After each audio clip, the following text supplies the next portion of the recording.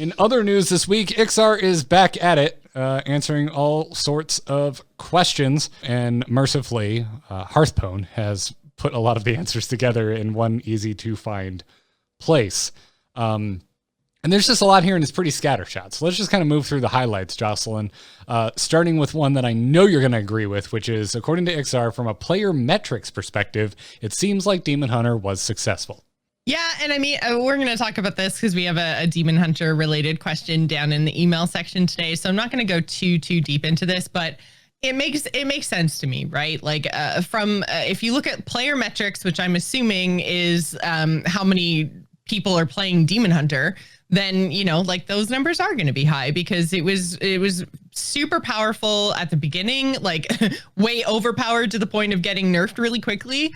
And then it remained powerful for the duration of the year. So, I mean, if that's your metric, then absolutely it was successful. I mean, it's really hard. And we've said this before, it's really hard to measure if something's actually fun. And then if you're trying to measure fun, are you measuring the fun of the player or the opponent? Because those things can also wildly differ. So like from an actual like time played, dex played, number of people who are jamming Demon Hunter on ladder, I'm sure it's a lot. I don't know if that's the best metric for testing this, how successful the launch of a new class is, but I mean, outside of a player survey, how do you really measure, right? So yeah, I mean, you listen to this show, but then you would probably chalk Demon Hunter up to the greatest failing in the history of humankind. Exactly. It doesn't get any worse than Demon Hunter. especially if Joss is here. But no, it's yeah, I thought that was a little somewhat strange metric, but yeah, I mean, also like, well, it's basically it's fair, the one they have, right? Yeah, I was mostly teasing you here. Like, to be fair, it was also multiple times over the course of the past year making comments being like, "Yep, it is not where we want it to be, and that's why we're nerfing it." So you know, they have also measured it by plenty of other metrics and made changes accordingly. So credit given where it is most certainly due. He also mentioned Highlander Hunter and said that it has been or been close to a tier 1 deck for 5 expansions and has a reasonable argument to be considered one of the best decks in Hearthstone history. And I completely agree. Yeah, the Highlander archetypes in general were pretty interesting and stuck around for quite a while. They were enabled by some really powerful cards, and the classes that could actually take advantage of them did fairly well. Like Highlander Mage kind of came in and out of the meta, but for whatever reason, Hunter just seemed to be the most, I guess, pervasive or stable throughout the course of the meta. And it never really like went away. It was always there as an option. It's still there. It's still there. Yeah, exactly. It's the kind of thing that just it is still performing well. It has been performing well. And yeah, like won't go anywhere until it rotates, which is kind of crazy. I can't remember outside of like some very like base specific archetypes, like say Zoo Warlock, which even then that comes in and out. But like I can't remember an archetype just kind of sticking around under everybody's radar for so long. Like people were screaming about Evolve Shaman. People were screaming about Paladin right now. They were screaming about Priest. Like everybody screamed about something, but for whatever reason, Highlander Hunter never really got screamed about. Like there was some talk about like how maybe Alex was too powerful and Zeph was a little bit too powerful, but you know, like no one was like, "Grr, Hunter!" I don't know why. It's like Hunter just always gets to be there and be decently good, and people are fine with it. Yeah, it's just kind of that crowd pleaser. It's like respectable. It has a good reputation. It doesn't really offend anybody. Like, yeah, it's like Hunter is just completely not offensive. Yeah, it's like there's like. I don't know. I think it feels powerful but fair. I think maybe that's it. Is just like it's just decently like you could just kind of rely. It's like old reliable. You could just rely on it being good and winning you some games, and yet it never feels like you're pulling any crazy stupid high roll shenanigans. It's like, Oh, yeah, the Highlander Hunter's here again. Okay, yeah, it'll be a fair game. It'll be a fun game.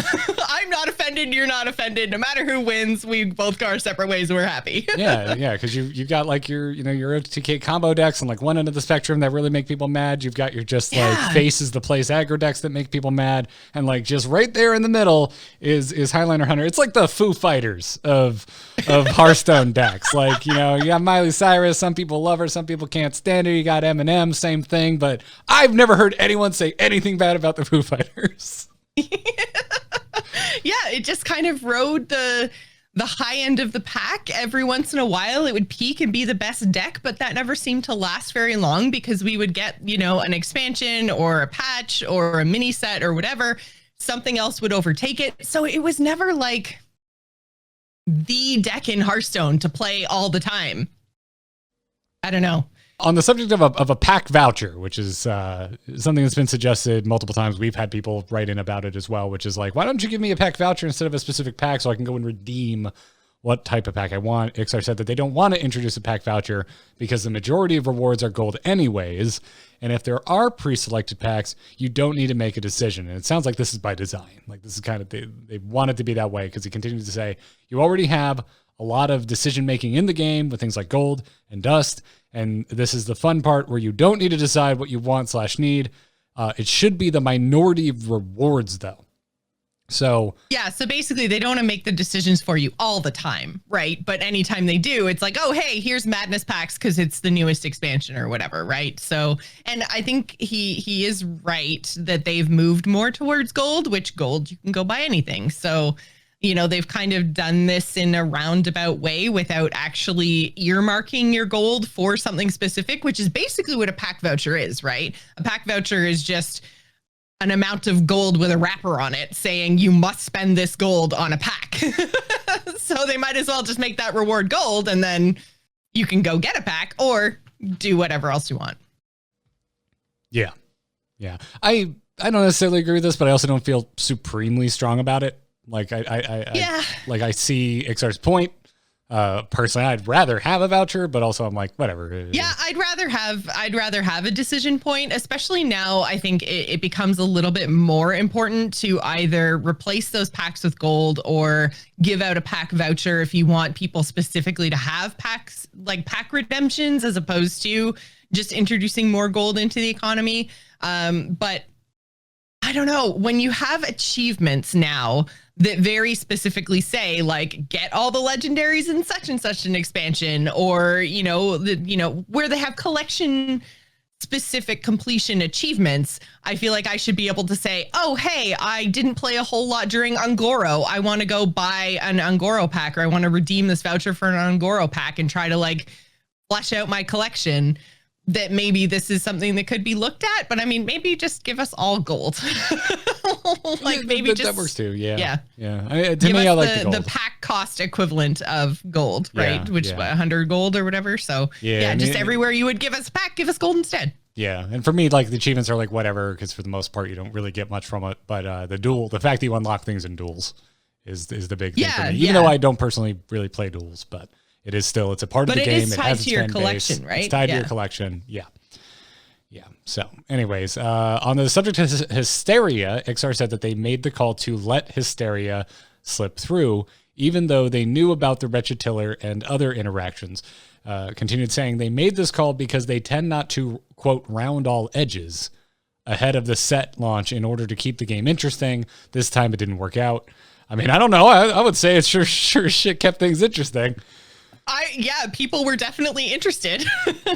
And what was, I think the final, it was like 3 days, I think, before they made a change. So it's not like it was here for that long. I know it really homogenized the wild experience, but again, I believe the count was 3 days compared to, say, the homogenized standard experience right now with Ramp Paladin. Hachikuma in the chat room saying six days total. Yeah. So trying to recall it from memory. I do not have it in front of me, and I do not commit those sort of things to memory. Also said on the Battleground side of things that Khadgar might be deleted soon because they are sick of getting @ mentions from Slissa. Right? No, wait, that's not what they said. But he said they are still exploring a couple of solutions. They will have more details in the next couple of weeks. We'll see. We'll see. I'm surprised they seem a lot more rigid with Battlegrounds balance. It feels like Team 5 of old with Battlegrounds, and that's it. And I really disagree with it because it's their most popular mode by like every metric I can get eyes on.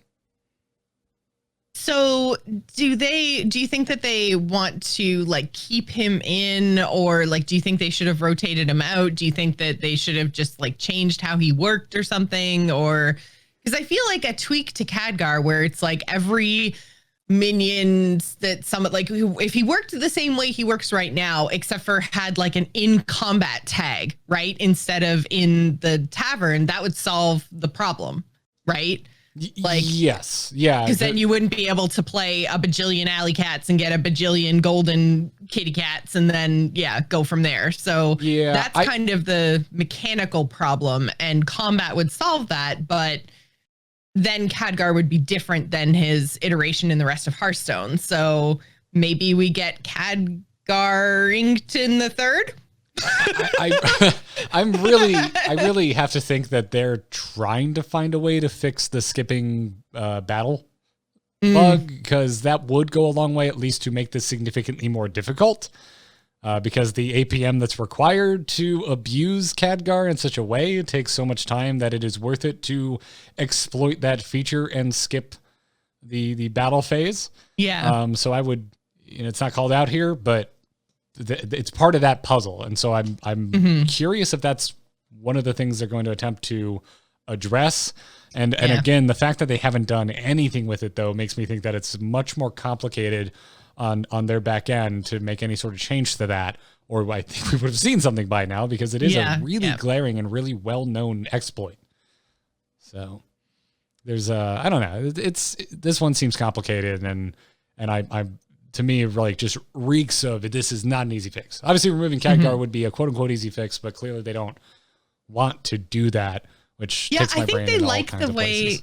Yeah, I think they like the way he works or the strategies that he potentially enables. They just don't want him to, like, I don't know. It's weird because it's like they don't want the exploitable version of Khadgar, but they like him in theory and they don't know what to do with him in the meantime.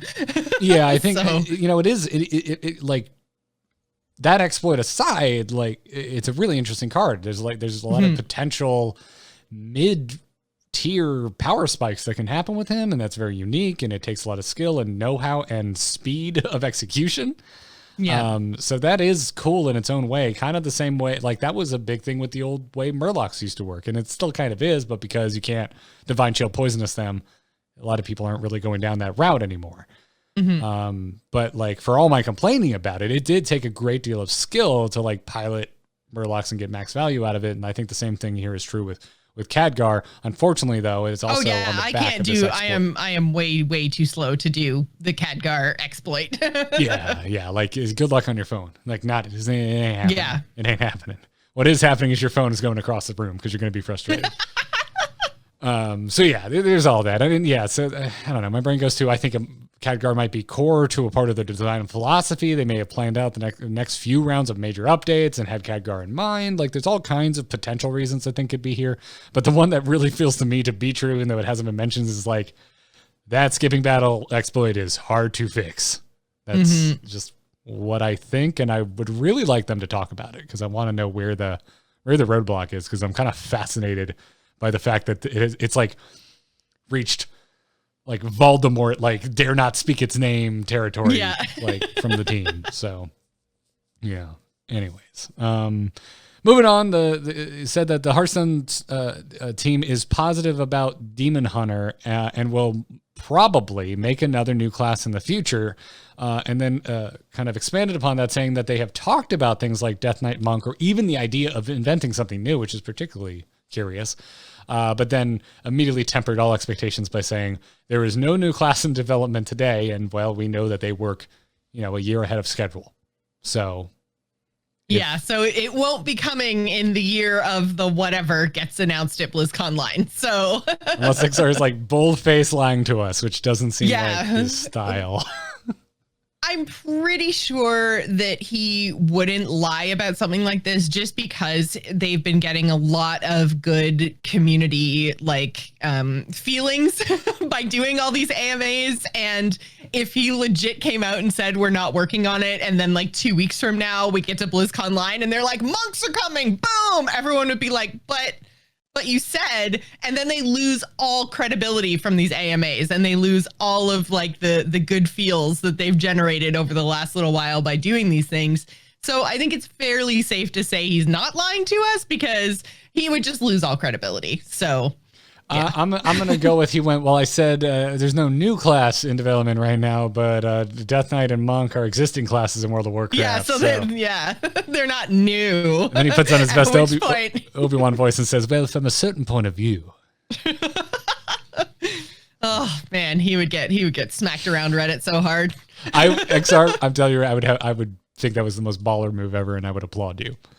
It'd be great. Just bold-faced lie to us like 2 weeks before BlizzCon and then like bomb drop new class. That'd be great. But I think it's really interesting that like this is the, I guess, like closest we've seen to them outside of launching Demon Hunter, obviously, but the closest that we've seen from them being like, yeah, we're doing it. This is like something we're going to keep doing, something we are still thinking about, something we're open to. Like for so long, it was like, no. Like Frozen Throne was as close as you're ever going to get to Death Knights. I just want a Death Knight. I just want an Arthas hero. I just want an Arthas body pillow. I just want an Arthas. I just want an Arthas. That's all I want. Also, I'm not buying that bundle because I'm saving for that helm. Maybe, I don't know. I wasn't going to bring up the helm. It's so much money. Is it? I didn't even look at it. It's $300. Wow. Yeah. Can you wear it? Because if you can't wear it, that's no. It is full size. It's, I believe, 16 inches tall. Wow. Yeah. I need it. But that's hard to justify. That's really, really hard to justify. Especially after buying 2 Hearthstone bundles just for science. But if anyone can do it, Garrett, I believe you can. All right, new patron goal. We would like to increase our Patreon by $600 a month so that we can split that and we can each get. We're not going to use it to improve the quality of the show unless you consider our happiness an improvement on the quality of the show. New modes came up from XR. Said they don't mind fragmenting the player base with new modes because Hearthstone is a big enough game. Hence, they do not need to worry about matchmaking times. I've been yelling this for years. I feel vindicated. Yeah, I mean, I think it was pretty obvious with like when they launched Battlegrounds that didn't really matter. People in Standard still had quick queue times. People in Battlegrounds had quick queue times. That's kept going the whole time. Like I think we saw a little bit of a hiccup at some point this past year that I'm totally blanking on when exactly that happened. But I mean, even then it was like might have to wait 2 minutes. And again, like, and I've said this so many times, in like every other multiplayer game that I play, I spend like 10, 15 minutes in queues sometimes, like depending on what game it is and depending on what level you're playing at, like sometimes the opponents aren't there. So I think that, the fact that I can still queue for a Hearthstone game, when I was playing today, I was getting literal insta-pops on my standard ladder. Like I pushed the button and it was like, bam, we're the opponent. Yeah, I had that too because I was like, maybe I should go to the bathroom. Oh, crap. Like that was just like, oh, I'm in a game. I'm in for the long haul now. In for the long haul. Yeah. That's fine in a standard game, but it's terrible if that's a Battlegrounds game. I guess you could log out real quick and log in on your phone. I have done that before. You come to the Angry Chicken. I did not know that was a thing that you could do. Yeah, come to the Angry Chicken for the hot switch to need to go to the bathroom tips. There you go. There you go, everybody. They want to add achievements for past single-player content, but weren't sure if adding gameplay achievements for things like GVG would be very enjoyable. Do it.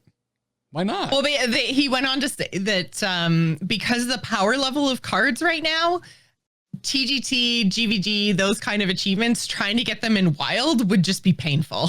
So that's fair. Yeah, like because there's such a small area where you could play the game to get those achievements. I think basically they're just like, if we said, like kill your opponent with boom bots or something, like. What about duels though? Because duels, like those cards do come back up for like legal inclusion in starter decks as well as being offered in buckets. So yeah, that's what I would say. Maybe and there's like something to do there. Yeah, not as a how dare you not think about it, but like hey, maybe that's a thing. And like if especially that could almost be a seasonal thing. Like hey, we're adding achievements as they make sense to what's currently in rotation in duels would be kind of interesting. Yeah. So that could be something they could look at. Yeah, just to give you some more options of how to complete them for sure. Yeah. But anyways, that pretty much does it. Those are the big highlights, especially on subject of topics we talk about here on the Angry Chicken fairly often. Yeah, there was a lot more to this AMA. So if you guys are interested, we did put the link to the Hearthstone article in the show notes because I don't know about you, but I hate diving through Reddit looking at AMAs. So Hearthstone did pull everything together. There are source links that'll take you straight to Ixar's comments. So yeah, go and check out that post. Really good work over there. Saved me so much time. Our saviors. You can subscribe to The Angry Chicken on all your favorite podcast apps like Spotify, Google Play, and iTunes. Don't forget to like, subscribe, and ring the bell so you don't miss another Angry Chicken video.